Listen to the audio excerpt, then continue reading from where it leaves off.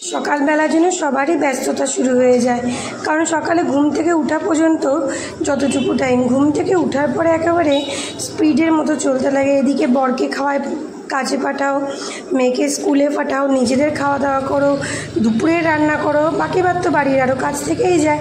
তো আজকে সকালবেলাটা খুব স্পিডে কাজ করতে হচ্ছিলো, কারণ মেয়ের আজকে স্কুল ছিল, কিন্তু মেয়েকে স্কুলে পাঠাইনি, কারণ মেয়ের আজকে খাতা দেখানো আছে।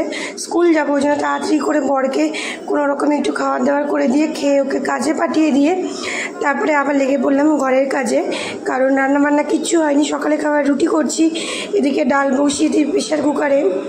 প্রেশার কুকারটা সিটি দিচ্ছে এত জোরে জোরে, যার জন্য আমার কথাগুলো ঠিকঠাক শোনা যাচ্ছে না। এদিকে এখন বাজে ঘড়ির কাটাতে সকাল প্রায় 8:30 পৌনে 9টা। আমি রুটি বানাতে চলে আসছি রান্নাঘরে। তো রুটি বানানোর আগে তো রুটি বেলে নিতে হচ্ছে, কারণ আমি রুটি বানানোর আগে সমস্ত রুটি বেলে নিই, কারণ আমি একটা একটা করে রুটি বেলে ভাজতে পারি না, তার জন্য আমি একবারে সমস্ত রুটি বেলে নিয়ে তারপরে ভাজা শুরু করি। তো সেই কাজে যাবে রান্না করে, তো চটপট করে রুটি ভেজে নিই। ওদিকে সিটি দিচ্ছে ডাল, তো ডাল হতে হতে আমাকে রুটি করে নিতে হবে।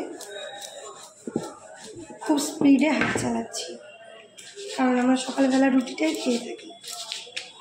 রুটি বাদে রেয়ার এক আধ দিন অন্য কিছু খাই, কারণ রোজ রোজ তো ঘুগনি, লুচি, পরোটা এগুলো খাওয়া সম্ভব না, তাই জন্য রুটিটাই আমরা প্রেফার করি।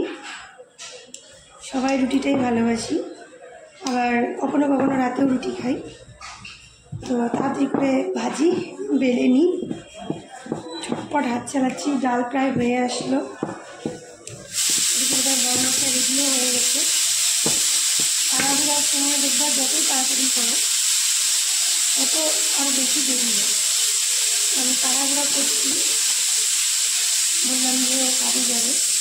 এদিকে নাইটিটা হয়ে গেছে খুবই ঢিলা, দিন দিন যেন আরও রোগা হয়ে যাচ্ছে মনে হচ্ছে, সব জামা কাপড় ঢিলা হয়ে যাচ্ছে, খাটাতে হবে। আর আজকে তো শনিবার, রান্না করব সোয়াবিন রান্না করব। আর কি করব, ছোলার ডাল তো করছি, আর আলু পোস্ত করব, পাঁপড় ভাজবো, সব পরে করব। আগে রুটিটা করে সকালের জলখাবারের পর্বটা শেষ করব, তারপরে বাকি রান্নাবান্না। তারপরে আজকে আবার মেয়ের স্কুলে খাতা দেখানো আছে, তো স্কুলে করতে হচ্ছে।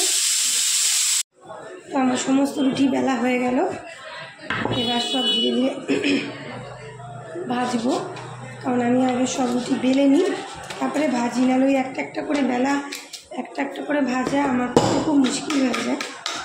ওই জন্য সব রুটি বেলে নিলাম, এবার যাচ্ছি ভাজতে। ডালও হয়ে গেছে, খেতে দিয়ে দেবো সবাইকে। তো চলো সবাইকে সকাল সুপ্রভাত, এবার দেখা হচ্ছে পরে।